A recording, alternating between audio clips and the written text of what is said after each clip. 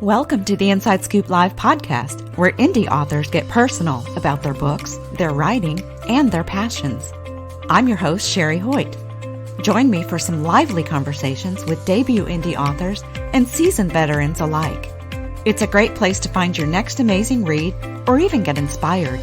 So sit back and enjoy the show and let me know what you think. Hi everyone. Today my guest is Nancy Stohlman, author of Going Short, an invitation to flash fiction. It's a compact but comprehensive guide that teaches writers how to write flash fiction. Whether you're a writer who's never experimented in flash fiction but would like to, or one who has tried it but would like to take a deeper dive into the process to take your writing to the next level, then this book is all you really need. Before we get started, here's the inside scoop on the author. Nancy Stohlman's book, Going Short, an invitation to flash fiction, won a 2021 Reader Views Gold Award and was re-released as an audiobook in 2022. Her other books include After the Rapture, which is forthcoming in 2023, Madame Velvet's Cabaret of Oddities, and the Vixen Scream and Other Bible Stories, among others. Her work has appeared in the Norton anthology, New Micro, Exceptionally Short Fiction, and the Best Small Fictions 2019, as well as adapted for both the stage and screen. She teaches at the University of Colorado Boulder and around the world. To learn more about Nancy Stohlman and her work, visit her website at nancystohlman.com. Well, hi, Nancy. Welcome to Inside Scoop Live. Why don't you tell us a little bit about your book, Going Short, an invitation to flash fiction? What is it all about? So Going Short is all about flash fiction, which, for those of you who don't know what flash fiction is, flash fictions are compressed stories. So they're typically under 1,000 words and they tell a story. So it's different than, say, prose poetry. So Going Short is really about, what is it? Why should you write it? How to write it? What it's not, and really one of these books for people who have just discovered this entire genre of flash fiction and are wanting to go a little bit deeper. I've been working in flash fiction for about 15 years now, and throughout that time, I always have had people, whether I'm teaching, at the university or workshops or retreats or whatever, people are always asking me like, is there a book about flash fiction that I can read, or a book about flash fiction that I can give to my writer friend? And there isn't. There not really. So I decided about 10 years ago that I was going to write that book, but not realizing what an undertaking that was. So I'm really excited that it's actually in the world now. Yeah. So I know you've written several full-length novels. How did you first become interested in flash? And most of the books that I've written have now been flash influenced. So I haven't written big novella tomes at this point, or novel tomes, but I discovered flash fiction when I was writing a, quote, traditional novel. And I was kind of banging my head up against it, didn't know what was wrong. I was just feeling like I wasn't getting to the point fast enough. And I was in graduate school at the time. So it would have been like 2008, 7 or 8. And I discovered flash fiction. And then I went back to my novel and I was like, wait a minute, like maybe I don't need to say any of that at all. And it just became this liberating process where I just started cutting and slashing and taking out all of that connective tissue throughout the whole novel until it became what I call a flash novel. And I published it in 2009 as a flash novel. And ever since then, I have just been a real disciple of the flash fiction form and the way it encourages and requires writers to be so precise about what it is they want to say. There's not that room for sort of languishing and indulging ourselves the way we can have when there is no boundary. When you've got flash fiction as your boundary, 1,000 words, you suddenly realize very quickly what is necessary and what's not. And I think it's an incredible way to look at your work, whether you plan to write flash fiction or anything else. I think it just makes you a better writer. Yeah. When I first heard the term flash fiction and I knew very little about it, I kind of made the comparison to Twitter. And I know that's not a good comparison, but I feel like it takes a certain amount of precision to be able to get your point across in a certain number of characters. What are your thoughts on that? I have two kind of feelings about that. One is that yes, absolutely, there's an enormous amount of skill in making something small and precise and compact and to actually hit the target in a limited amount of space. The only reason that I would shy away from comparing it to something like Twitter is Mm. because as the genre has grown, and it's hugely popular in the underground, but there have been people in traditional publishing who've been kind of like turning their nose up at it, Mm. like it's some sort of like trick, or there's this idea that, oh, this is great for beginners, or this is a really cute party trick that you're doing, and not really giving it its due. And Mm-hmm. so I think it's very easy to look at something and say, oh, it's small. Well, it must be easier. Oh, it's small. This would be a good, beginner, let me bring this to my elementary school kids. They'll be great at flash fiction, And I think Mm. that if that were true, then poetry would be the easiest thing of all, and we should all be writing poetry. You know what I mean? And so Right. we Yeah. know how complex and beautiful and everything poetry can be. So I find that flash fiction is really in that intersection between story and poetry. It's telling stories, but it's doing it with that same precision and that same awareness of white space and getting kind of to the heart of things very quickly. So to me, I think it takes more skill, and it actually takes more skill as a reader because we're not, chewing and digesting everything for you. Oh, right, right. You've got to kind of fill in what's Mhm. not being said. Exactly. And, I think a lot of readers will appreciate that because we don't want to be told every little thing the character's doing. I mean, leave some of it to my imagination. Absolutely. I think it makes the text more like you begin to own the text a little bit more when you're coming up with the discoveries yourselves rather than having it kind of fed to you. Then, every time you read it, you're going to discover something new. And these are the sort of texts that you can go back to over and over. Yeah, yeah. You mentioned transforming your full length novel into a flash novel. Can you tell us about some of the other forms of flash fiction? It's an evolving genre, Yeah. which I think is really exciting. And I think it's like a privilege to be on the forefront of a literary movement because I don't think that every generation gets to be part of a literary movement. So I find that to be very exciting. Mm. And so there are a lot of kind of offshoots of things that are happening. I would say, flash fiction is your basic 1,000 word story, really the genesis of this kind of movement towards brevity. But then from there, there's been a whole offshoot of microfiction, Mm. which is even shorter, like 300 words or less. And then there has been a whole movement towards book length work that are comprised of flash fictions, like flash fiction chapters that make up a more epic story or a compressed novel. I've seen, now flash memoir. I've seen historical fiction flash. Any of the Oh, genres wow. have now been embracing flash fiction as a way to tell stories. And for me, as a former novelist, I just feel like I love the possibilities with that, like novel in flashes or flash novel form. I just find that that really satisfies both of the urges, like that Yeah. flash fiction urge, but also that desire to be on a longer journey. Yeah, yeah. Do you feel like writers need to have any experience to create flash fiction, or is it embraceable by the novice as well as the more seasoned author?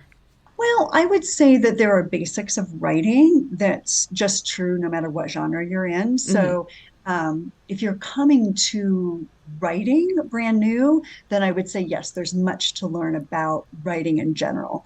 And you can learn that through writing flash fiction, you can learn that through writing poetry, you can learn that through writing longer works, but you're going to have to learn some of those basics for sure. My Hmm. book sort of assumes that the people coming to it have some experience with writing. So I don't start at the very basics of writing, but I kind of jump into what makes Flash special and unique.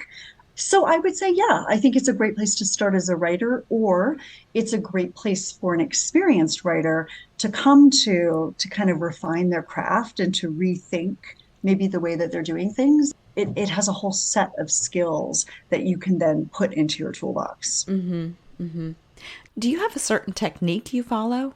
because I know word count is obviously important, but when is it important? Like, do you spill out a first draft and then kind of cut your words later, or how does that work for you? I do. And I think I've been writing it for so long now that I really never look at the word count. I never go over 1,000 words or Mm. even close to over 1,000 words. So I don't have to look at the word count anymore. But earlier I did, and earlier I would write something and I'd kind of spill it all out, like you say, and then I would go back and see where my word count was and start to sculpt it. The same practice happens for me now. I spill out a first draft, but my first drafts might be 500 words, and then I might take it down to 350 by the time I'm done. So it's the Mm. same process, but I've learned over the years how to really push against that boundary and how to really get what I need to say said.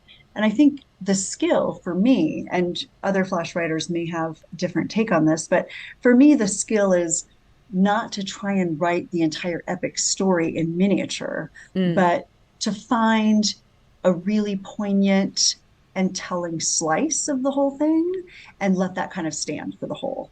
Now, there's one section in your book where you are showing readers how to cut and slice and sculpt, like you mentioned. You take a story and then you cut it in half, and then you cut it in half again. And I don't know if you do it a third time, but I just thought that whole process was amazing. And Thank I think you. that was my favorite part of the whole book. Yes, so that is the example of my story, Death Row Hugger, which, I've been telling my students for years, students and fellow writers, to take your story and cut it in half. So whatever the word count is, cut it in half, and then cut it in half again. And this is an exercise that I first learned from a writer named Bruce Taylor. Mm. And he does a wonderful version of that on Vestal Review's website. But I decided, it's only fair if I'm publishing this book that I should do it to my own story and to even a favorite story. So I picked a story that was already published and that was a favorite of mine, Death Row Hugger. And it was only about 250 or 60 words to begin with. So Uh-huh. it wasn't long to begin with. And so I was like, all right, I'm going to practice what I preach. I'm going to cut it in half. I took it down to 120 or whatever.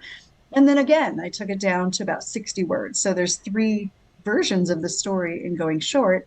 And each one you can see how I was forced to make decisions about what was really necessary if I had to cut it in half and what must stay. And I think that kind of precision is so useful for a writer to know like what is absolutely necessary and what could go if I needed to let something go. Yeah, I think that would be helpful for all writers, Flash or not. Yes. But Mm-hmm. I thought the story was amazing. When I read the first version with the 250 words or however many words it was, and I thought it was a great story. And then the second version where you cut it in half, I was like, oh my gosh, that made the first version sound so wordy almost. Right, It exactly. was, it's like I adjusted to reading the shorter version and I loved Mm-hmm. it. So Oh, thank you. yeah, yeah. Now, in your book, Going Short, you talk about several Flash myths. What is the biggest misconception about writing Flash? Yeah, well, one of them I have touched on already, this sort of idea that if it's short, it must be easy. Mm, And I think another one that kind of goes along with that is just this sort of preference, let's say, in the publishing world to long, like bigger is better. And so there's this idea that, a small thing is cute, but a big thing is important. A mm, big thing, the bigger it is, the more important it must be. And that's just not true. But I would say that the biggest myth, the one that really gets me, is this idea that readers have short attention spans and that this is why flash fiction is so popular, and it's like yes, we all have busy lives and short attention spans, but I'm not convinced that readers of serious literature are out there looking for some potato chips to throw in their mouth in between like meetings. This is right. not what's going on here. And I think it goes along a little bit with this idea of Twitter that we were talking about earlier, just this idea of not taking the crafting of something tiny to be an art form. Mm, And so, kind of dismissing the readers of flash fiction as having a short attention span kind of just dismisses both the writing and the readers, because Yeah. I find that the readers of flash fiction tend to be extremely sophisticated and wanting to kind of go into that experience and then resonate on that for the rest of the day. I read a flash fiction piece and I'm thinking about it for the rest of the day, perhaps. Mm-hmm. I can't read it before I go to bed. You're thinking about it all night. That's funny. Yep. Yeah, I mean, as a reader, if my attention is distracted, it's the writing's not calling to me for some Hmm. reason. That would be the only reason, I think. And I Hmm. read a lot, so Right, right. now we've been talking about flash fiction up until now, and yet the chapters in Going Short are written in flash style, I guess. Yep. So is there such a format as flash nonfiction, or has your writing style just kind of been rewired? Both, both really. As people are embracing flash fiction, and that's why I call it kind of flash or flash fiction in the book too, because I do think, plenty of stories are nonfiction and plenty of stories, fall into other categories. So I Hmm. just think of it as flash writing in some way. But yes, it was a huge revelation for me in the 10-year process of writing this book that of course the chapters should be flash length. Of course I should like be demonstrating the style as I'm writing about it. So it seems like quite a revelation at the time because now it just seems obvious that of course I should have done that, but it really changed the trajectory of the book and really helped things snap into place for me. Yeah, yeah. I love your enthusiasm. Reading your Thank book you. first and then feeling like you found something you didn't even know you were looking for, and now it's your passion. And it's just, Mm, I love that because it's like you never really know where you're going to find your passion. And that yeah, I just love really, that. that's what I thought of when I was reading your book. So I hope that's true for you. I hope you're doing your passion. Yes, absolutely. And I'm so glad that you took that away. I've been so happily, pleasantly surprised to hear from people, from readers who aren't even writers, who read the book, who might be Mm, musicians or, just don't consider themselves artistic people, but they were like, the creative process is like life, like everything you're talking about for writing is actually about life too, mm.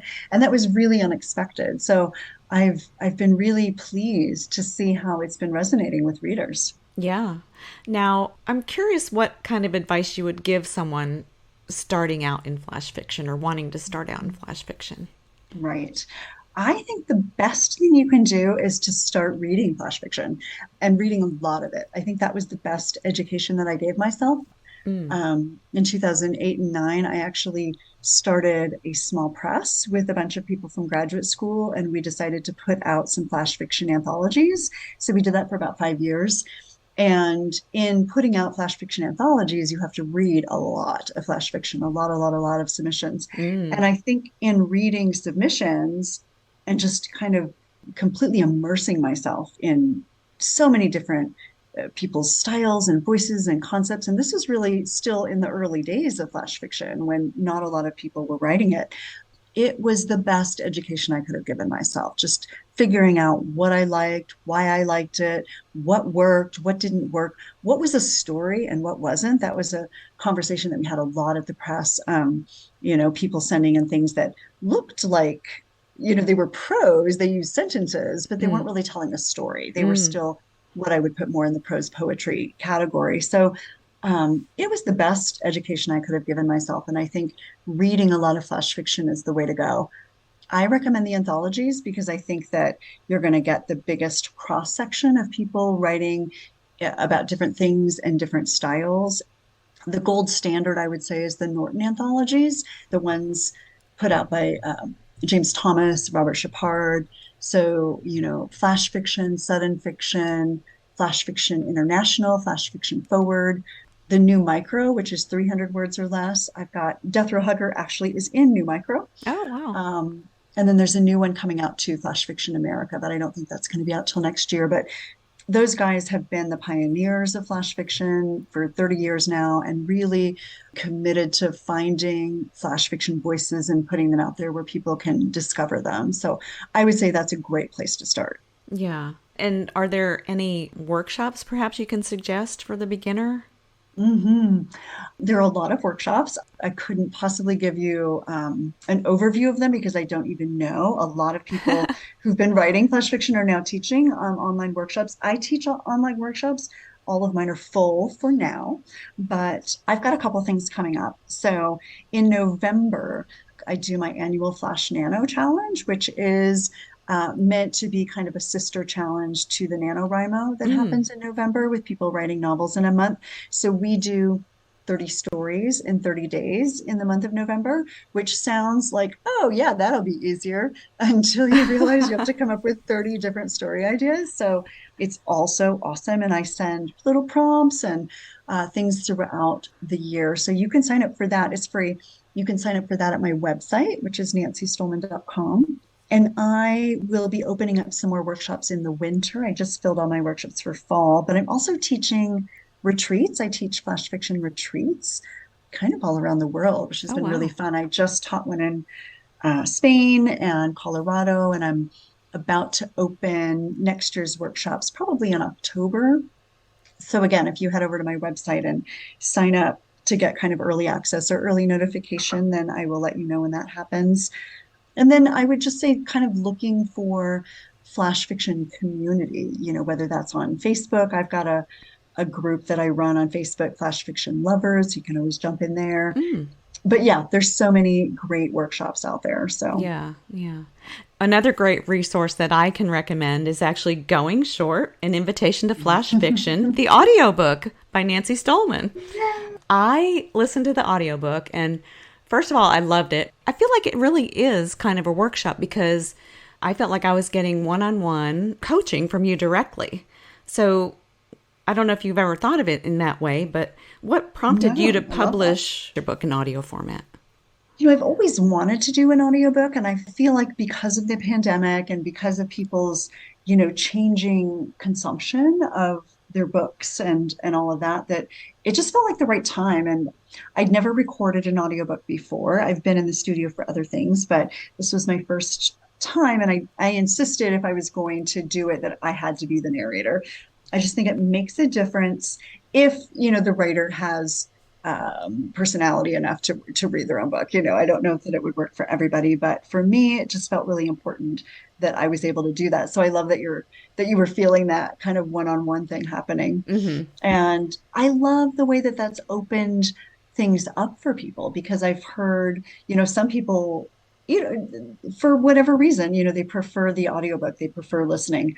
Some people, many people, have told me that they've done both, that they've read it and they've listened to it. We learn things differently. Mm-hmm. I'm a professor, so we learn things through audio, we learn things through visual, we learn things, through doing. So yeah, it just felt like I was going to reach a wider audience that way, and that is 100% what's happened. Yeah, absolutely. Yeah. So where is your writing journey leading you next? Do you have a new Yeah. book in the works? I do. I have a book coming out next March. It's actually the pre-sales just opened. So it's a flash novel. It's a book that I've been working on since before the pandemic. I actually finished it March of 2020. So Oh, basically, wow. as the pandemic was happening, I finished this book. And this book is made up of flashes. It tells a bigger story, and it's very much a dystopic kind of story. And Mm. then I finished it in 2020, and then all of a sudden the world just went like to pieces. And I basically watched my book come true in this slant way. Not exactly because I wasn't, I'm not Nostradamus or anything, but it was like all of a sudden all the things that I had talked about, all the human nature and social kind of things that I was picking up on, they all just happened, in this Yeah. way. And so even though my book is satirical and funny and, all these sorts of things, now that we live in a different world than when I wrote it, it seems to kind of be pointing at things that it didn't even know was going to happen. So I'm a little nervous. Like I'm excited and nervous to have it come out and see what people think. But yeah, we just got the cover done and we just like put up the thing. So it's coming out from Mason Jar Press, and its pre-sales are open now. It's called After the Rapture. Oh, And I've got it up on my website as well. So I'm excited and I'm going to come up with some fun things for people who order it pre-sale, maybe some fun like early book clubby things or Zoom things. I'm not Yeah. sure yet. I'm trying to figure it out, but I know it's a long time to wait. So I want to make it fun for people who pre-order. Oh yeah, nice. Oh, it does sound good though. I'm excited. And I'll put links to it in Yeah. our on the show Thank notes. you. Yeah, yeah, absolutely. So, well, Nancy, is there anything else you wanted to add today? Hmm. You know, I was so floored when Going Short won the Reader's Gold Award. I was in the car when I got the email. And I opened it up. I was driving across Nebraska, and well, I wasn't driving. I was in the passenger seat, and I opened up my email, and I was just like, "What?" And it was just it really validated 10 years worth of work for me. It really validated that what I had to say, what was demanding that I write it, really reached the people that needed to hear it. And so, as a writer, all of you writers out there who know that sometimes that work can be very lonely, it was such an amazing celebration of words finding their people. So I Mm. so appreciate you guys and what you do. Oh, thank you. So, Nancy's book, Going Short, An Invitation to Flash Fiction, won the 2020 Reader Views Literary Awards Gold Award in the Writing and Publishing category. So, check it out, and I'll put the Amazon link to the book in the show notes. Well, Nancy, thank you so much for joining me today. It's really been a pleasure getting to talk with you and learn more about you and your work. And I look forward to your next book coming out in 2023. Well, thank you so much for having me. This has been so much fun. Thank you for joining me today for my interview with Nancy Stohlman, author of Going Short, An Invitation to Flash Fiction. To learn more about Nancy and her work, visit her website at nancystohlman.com. And be sure to check out our other interviews on InsideScoopLive.com.